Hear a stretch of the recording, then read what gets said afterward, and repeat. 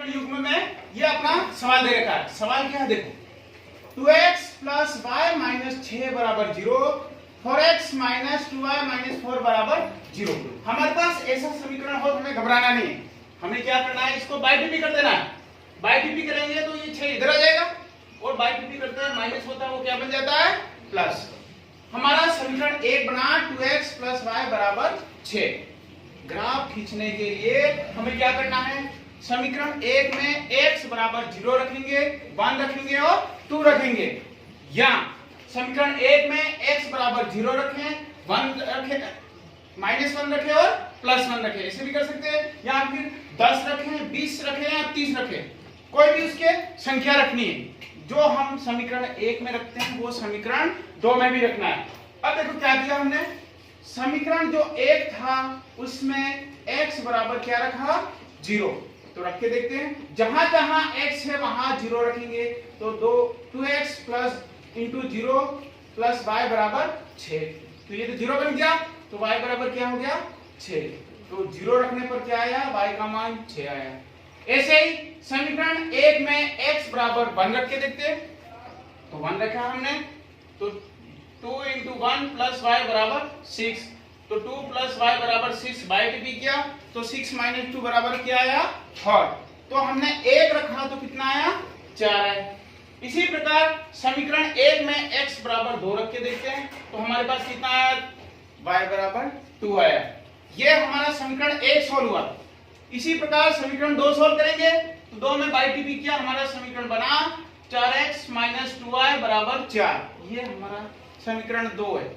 समीकरण 2 में भी x बराबर 0 रखेंगे, तो रखते हैं 4 इंटू 0 माइनस 2y बराबर 4, तो ये तो 0 बन गया, 2y माइनस 2y बराबर 4, तो लास्ट में क्या आया माइनस का 2। जब 0 रखा था तो y का मान आया माइनस का 2।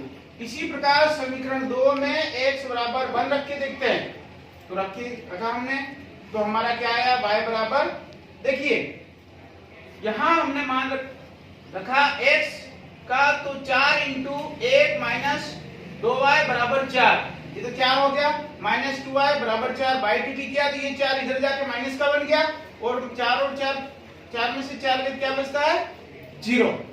अब यहाँ पर 0 बचा, 0 में किसी भी संख्या का भाग लगाते हैं तो 0 ही होता है। हमारे पास जब 1 रखा था तो y कितना आया 0। इसी प्रकार समीकरण 2 में x बराबर 2 रख के देखते हैं, तो कितना आया 2 आया, तो 2 रखने पर y का मान कितना आया 2। ये हमारे समीकरण 2 सोल्व हो गए। यहाँ पर हमारे पास x और y के मान आ गए। इससे हम ग्राफ खींचेंगे। ग्राफ खींचने के लिए हमने दोनों अक्ष निकाले।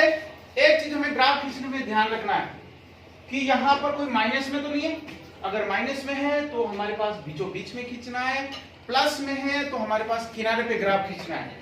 यहाँ हमारे पास -2 आ रहा है, तो हमने ग्राफ के बीचों बीच लाइन खींची, ये हो गया x अक्ष, ये हो गया y अक्ष, और हमें पैमाना निकालेंगे।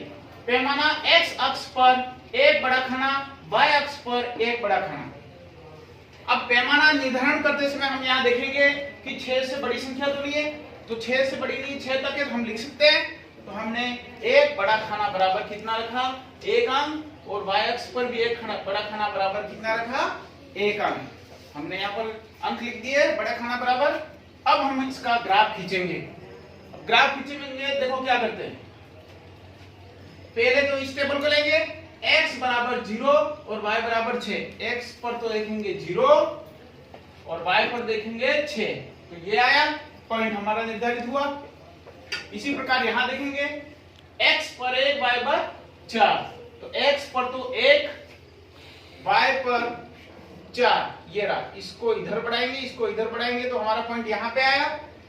x पर 2 y पर 2, x पर 2 y पर 2, इसको बढ़ाया और इसको बढ़ाया, यहां पर आया। इन तीनों पॉइंटों को स्केल से मिला लेंगे, ये हमारा समीकरण 1 हो गया। आप समीकरण 1 भी लिख सकते हैं, या फिर जो समीकरण दे रखा है उसको भी लिख सकते हैं। 2x प्लस y बराबर 6, ये भी लिख सकते हैं। नेक्स्ट दूसरे टेबल पे जाते हैं। हमारे पास ये x बराबर 0 और y बराबर -2, देखते हैं x बराबर 0, y बराबर -2, तो यहां पर मिला पॉइंट। इसी प्रकार x बराबर 1 y बराबर 0, x बराबर तो 1 y बराबर कितना है 0, तो यहां पर मिला। इसी प्रकार x बराबर 2 y बराबर, तो ये कहां पर मिला, यहां पर। इसको भी स्केल की सहायता से अपन मिला लेंगे, तो हमारे पास ये समीकरण आ गया 2 आ गया। चाहो तो ये भी लिख सकते हैं 4x माइनस 2y बराबर 4 भी लिख सकते हैं। अब हमारे पास दोनों समीकरण आ गए, यहां तक तो हमारा ग्राफ खींच गया। इससे आगे भी पूछा जाता है, तो हमारे पास ये एक यहां तो पूछेगा जो त्रिभुज बनता है उसको छायांकित कीजिए, तो अपने ये पूरा छायांकित कर दिया। या फिर इसके बिंदु पूछेगा P Q R के निर्देशांक बताइए, अपने ये निर्देशांक निकाल लिए। या फिर इन निर्देशांक को किसी समीकरण में रखने के लिए पूछा जाएगा, तो उस समीकरण में रख के उसका मान निकालना। इसी स्टेप बाय स्टेप आपको ग्राफ सॉल्व करना है।